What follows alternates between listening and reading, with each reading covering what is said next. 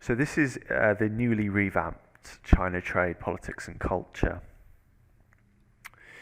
So this is a multi-archive collection, but it's mainly sourced from two archives, those being the School of Oriental and African Studies at the University of London and the British Library as well.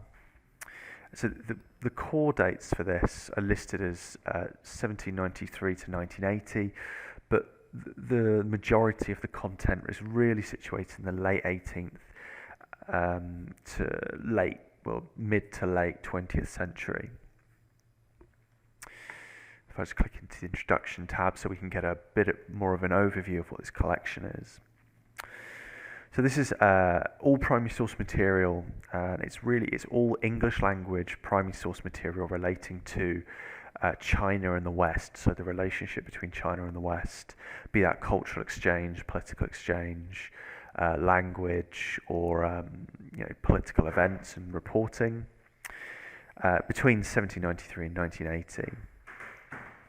And this really starts with, come to the nature and scope, this really starts with, manuscripts about events from the earliest English embassies, maybe in the late 18th century, right through to the early years of the People's Republic, and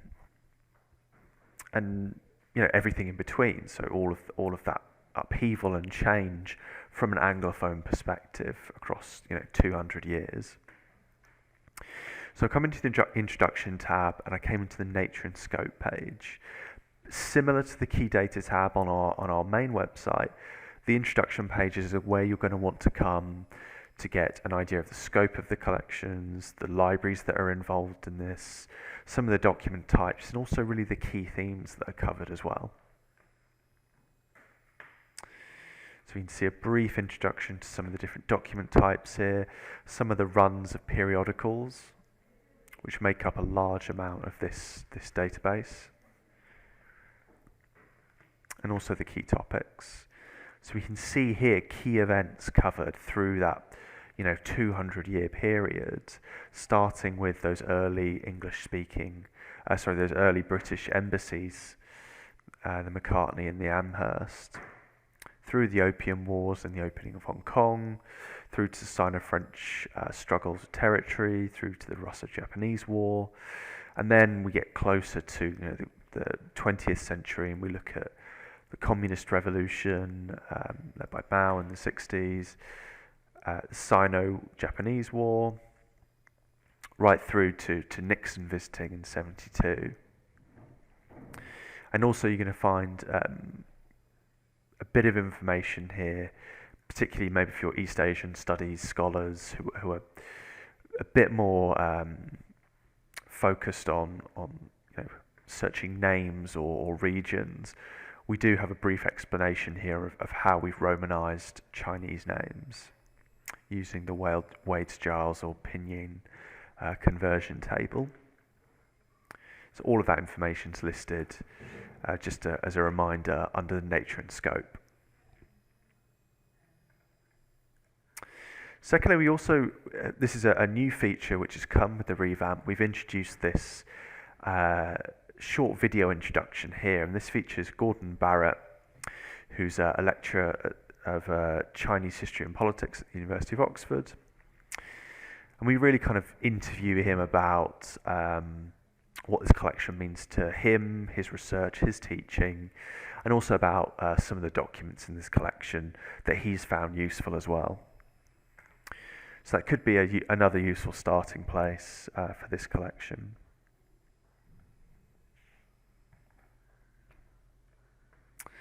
Okay, so they're the introductory pages. Again, if you want to find out a bit more, you can read about our academic editorial board who consulted and we worked with on putting this project together.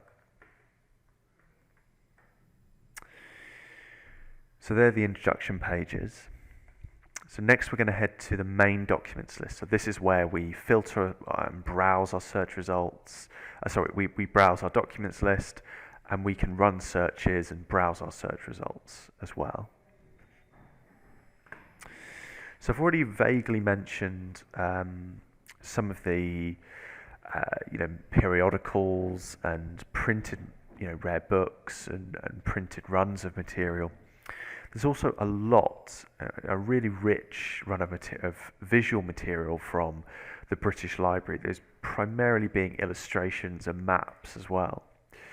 So if you maybe have faculty who are interested in English paintings of their time in China, or Chinese artwork, there's plenty of material here, all sourced from the British Library. And all you would do is come to the main documents list, as we've just done now, and maybe just refine by illustration and photographs. And we will just apply those filters, and that's going to give us a list, an alphabetical list of all of the illustrations and photographs in this collection.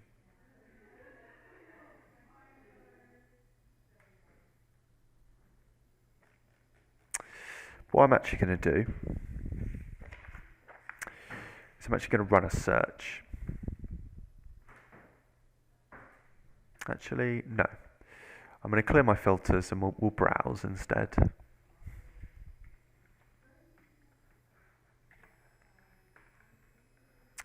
So I'm going to browse this list, I'm going to filter this list by printed book.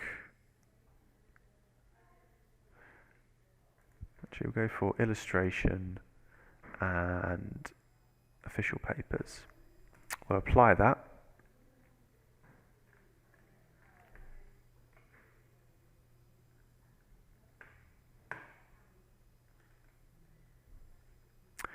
So I want to click here. This is an example of some of that artwork I was just talking about.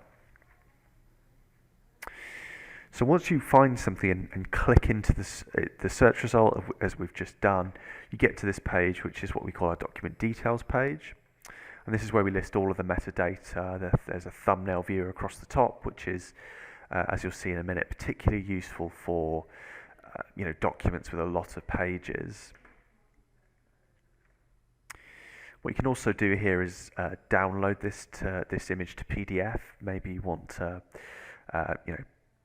send it to a member of faculty, or you want to save it in your own repository, maybe a Google Drive folder. That's absolutely fine.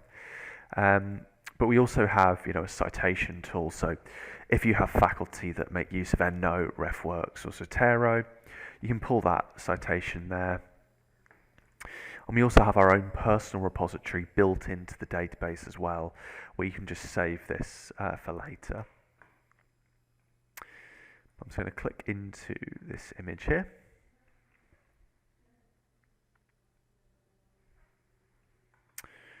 We can drag it around if we need to.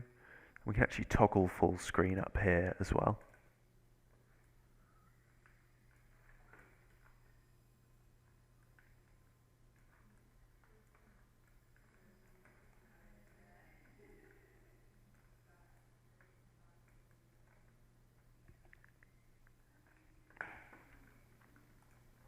Okay, and just a reminder, if there's an individual page or illustration that we find that looks useful to us, we can just take the static URL here, and that's going to take us straight to the document, or we can just download that to PDF on a page level. So let's head back to our documents list, and let's run another search. So this time I'm actually going to come to, instead of running a search in the top right hand corner here in the basic search bar, I'm going to come to the advanced search page. So here I'm going to be able to combine different terms using Boolean operators. And I can also use word stemming and proximity searching as well. So I'm going to run a search for, let's go for Opium Wars.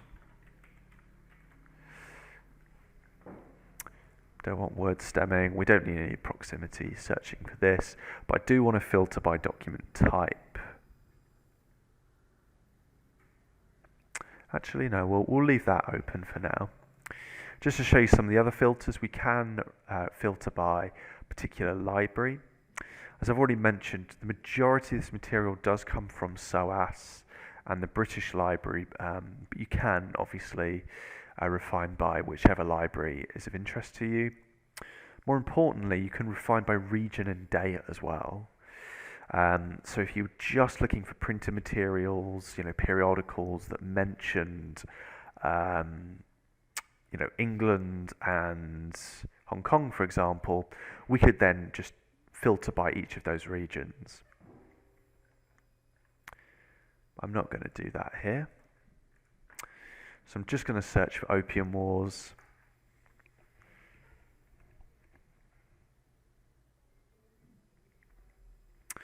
So if you run a search, slightly different to how we were filtering before, we can see in the top left-hand corner here, we have this AM Explorer pop-up. And what this is, basically a pop-up from the universal search tool that sits kind of underneath all of our different databases. And this is a prompt to show that, that our search has found search results in another Adam Matthew product. And this is, depending if your institution has access to other Adam Matthew collections, this will pop up. So perhaps, you're trialing this at the moment, but you already have access to China, America, and the Pacific, another database. It's going to be searching your other Adam Matthew databases underneath this. So that's going to allow you to, as we can see here, if I click through, it's then going to run a search across all of the Adam Matthew content at your institution to show everything, and that's going to encourage cross-searching. Let's head back to our database. Again, if we've only got 48 results here, which is nice and nice and compact. But if that search results list is not really manageable, we can refine down by different document types. Apply a filter there. Another thing I want to show you is we're in our list view at the moment, which shows all of our documents listed by relevance. But what we also have is a frequency chart as well. And this is going to show us, key dates and how many hits and how many documents are appearing by year. So if we search for something a bit more generic, such as opium,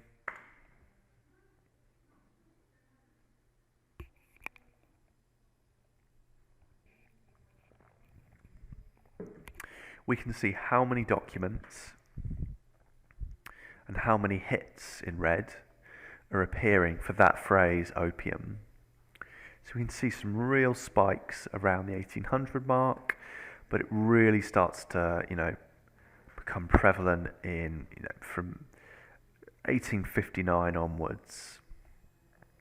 And if we're just interested in 1 year, we can just click through to 1860 here, and that's going to refine our search results just to 1859 to 1860.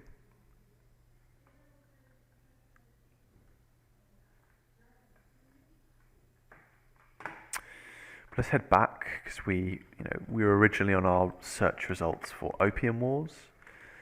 I think we had that in quotes.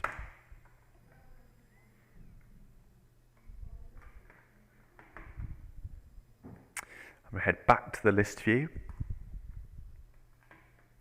And I'm actually going to search my, I'm going to sort my search results A to Z.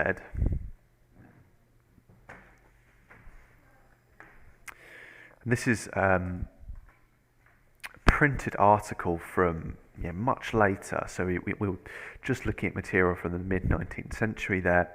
This is really the far end of this collection's reach, which is mid-20th century, as I said at the start.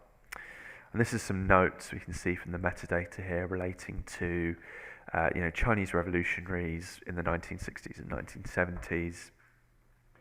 All of the places mentioned, and all of the topics as well. These are all hand-keyed, so they're all read through by our editorial staff, and they're hand-keyed into the metadata.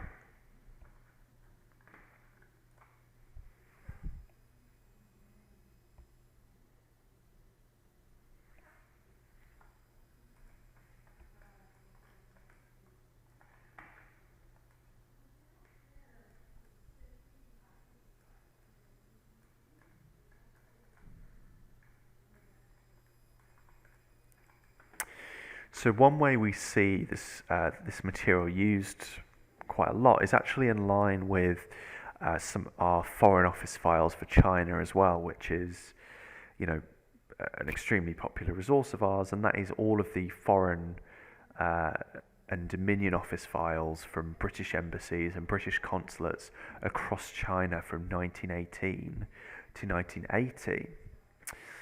Again, you're going to find all of the details for that under the Products tab on our website. But that makes some really interesting cross-searching potentials with this. Maybe we're looking at, you know, cultural communities in Beijing or Chengdu around the time of Mao's Cultural Revolution, and see how maybe local art or local cultural scenes were affected by, a national government movement. We can then track that across the British Foreign Office files, but also these kind of more ephemeral documents from SOAS and from the British Library in China Trade, Politics and Culture. So if you're running searches and maybe you're running into a few dead ends and you're not really sure what you're doing wrong, that's no fault of your own, but a really good starting place to come. Well, a really good place to come for that issue, or just a really good starting place to get to know this collection, is the search directories page. So here you're going to find all of the names, places, and topics that are put into the metadata by our editorial staff, or appear in the catalogue data that was originally extracted from the source archives. So this is going to give you a really good idea of all the key terms that are used, all of the language that's used as well to index these documents. So this is particularly useful for documents maybe that are handwritten or illustrations, so documents that aren't full text searchable. These search directories are, an absolute goldmine for discovering that material. And all we do is actually click through each of these terms, and that's going to run a search for the instance of that term in the metadata or the full text.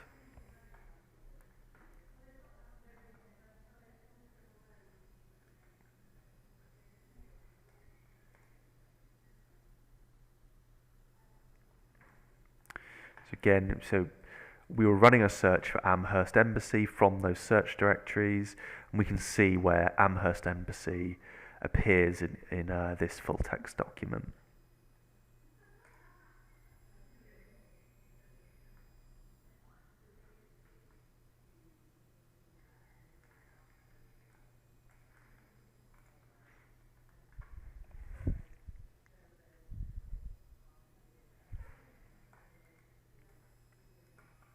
Okay.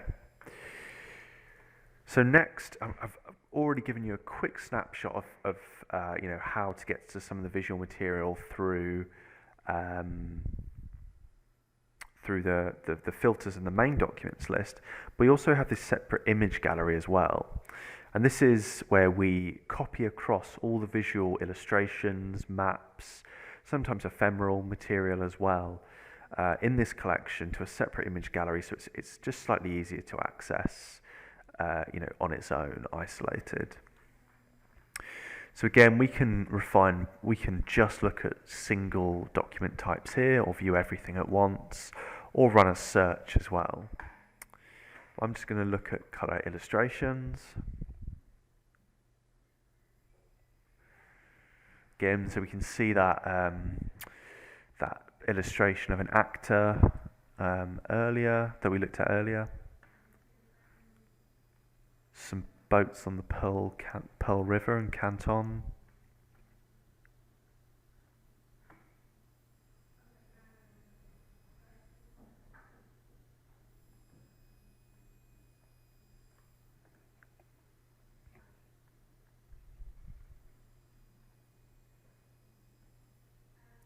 So lots of these are, portraits or, singular focused illustrations.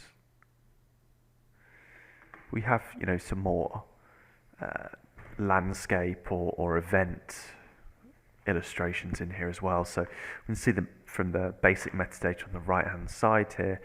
English and French troops attack the Boxer army.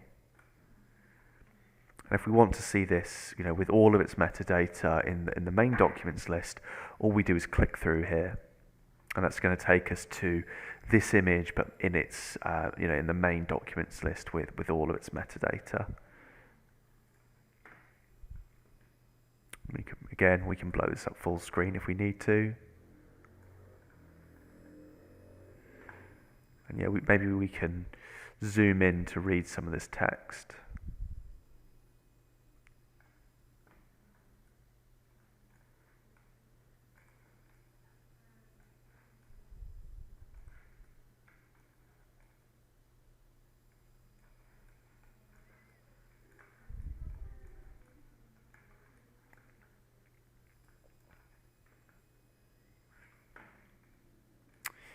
Okay, so the last thing I wanted to mention is the Explore tab, and this is where we house all of our contextual tools and features, which provides grounding to the documents that are in this collection. But they also house academic essays, which perform the same function, but are written by the academic editors who consult on this project.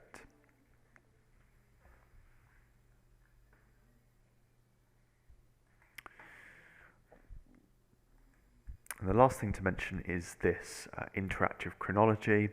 Again, performs exactly the same function, giving students particularly an idea of key events relating to some of these key topics on the left-hand side at certain points. So this can be used alongside the documents.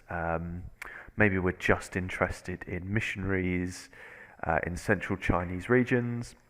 We can just look at key events related to religion and missionaries, use that alongside our main documents research.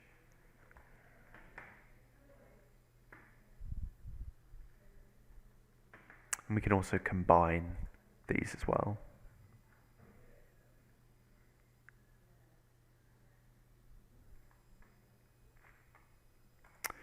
Okay. So just to quickly recap, the functionality of the documents list. Obviously, we can run searches up in the top right-hand corner here, or make use of the advanced search we looked at earlier. If we're a little bit stuck, we may want to come to the search directories, which serve as a really good starting point for research and will familiarise you with how these documents are indexed, the language we've used to hand key these documents.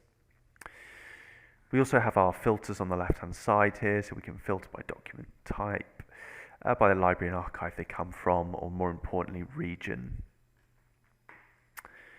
And that is it for China trade, politics and culture. Do we have any questions?